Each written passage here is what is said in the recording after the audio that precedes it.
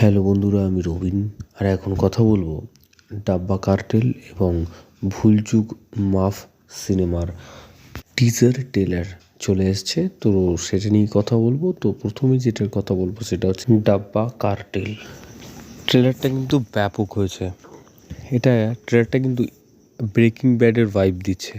এটা কিন্তু Indian breaking bad হতে চলেছে। মানে ট্রেলারটা দুর্ধর্ষ একটা ট্রেলার হয়েছে। যে গল্পটা হচ্ছে যে তিনজন মহিলা যারা একটা খাবার, যেরকম আমরা টেলি কিচেন যেরকম হয় সেরকম তারা খাবার ডেলিভারি করে, এবং সেই খাবারের সাথে তারা ড্রাগস পাচারও করে। কিন্তু তারা এরকমভাবে একটা নিজেদের নেটওয়ার্ক তৈরি করেছে, এবং এই শহরে আগে থেকে যারা এই সব ড্রাগসের কাজ করতো তারা কোনো রকমভাবে খবর পেয়ে তারা তাদের ড্রাগসগুলোকে এই যে তিনজন মহিলা তাদেরকে দিয়ে সাপ্লাই করাচ্ছে। তো এইখান থেকে তারা কিভাবে বেরোবে, এবং সাভানা আজমিনের যে ক্যারেক্টারটা, সে কিভাবে এই তিনজন মহিলাকে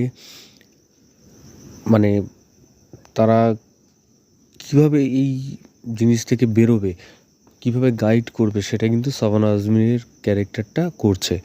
এবং এই যে ড্রাগসটা আমরা দেখতে পাচ্ছি, একটা নতুন ধরনের ড্রাগস আমরা দেখতে পাচ্ছি, এবং পুরো ট্রেলারটার মধ্যে খুব ভালোভাবে কিন্তু এডিটিং বা প্রত্যেকটা জিনিস খুব ভালোভাবে রাখা হয়েছে। এবং এখানে আমরা যিশু সেনগুপ্তকেও দেখতে পাচ্ছি একটা ক্যারেক্টারে।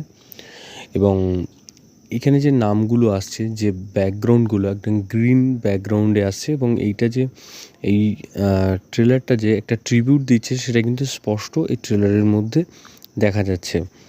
তো যাই হোক, দারুণ হয়েছে এবং দারুণ লাগছে দেখতে। এটা একটা নেটফ্লিক্সের কাজ, তো আগামী দিনে যখন আসবে তখন আরও ভালো বোঝা যাবে। তো দেখা যাক কী হয়। তো পরবর্তী আপডেট হচ্ছে ভুলচুক মাফ সিনেমার টিজারে, যেটা মুখ্য চরিত্রে আমরা দেখতে পাচ্ছি রাজকুমার রাওকে। তো রাজকুমার রাও তার প্রত্যেকটা সিনেমা কিন্তু তার আলাদা আলাদা হয়, একটা সিনেমার থেকে আরেকটা সিনেমা আলাদা হয়, গল্প আলাদা হয়।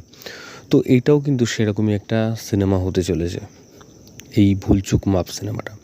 তো টিজারটার মধ্যে যেইটুকুনি অংশ দেখানো হয়েছে সেই অংশটা কিন্তু বেশ ভালো লেগেছে এবং খুব মজা লেগেছে। যে একটা সাধারণ রীতি আছে যে বিয়ে করতে গেলে গায়ে হলুদ হয়, তো সেরকমই রাজকুমার রাওকে আমরা দেখতে পাচ্ছি যে তার যখন বিয়ে ঠিক হচ্ছে সেই সময় যে কমেডিটা আছে সেটাও কিন্তু বেশ ভালো। এবং তার সাথে সাথে যে তার গায়ে হলুদ হবে, এবং সে যখন গায়ে হলুদের আগের দিন গায়ে হলুদ হচ্ছে, সেই গায়ে হলুদের পরে যখন সে রাত্রে শুচ্ছে, ঠিক শোয়ার পরে তার আগের দিনটাই আবার গায়ে হলুদের দিনটাই ফিরে আসছে।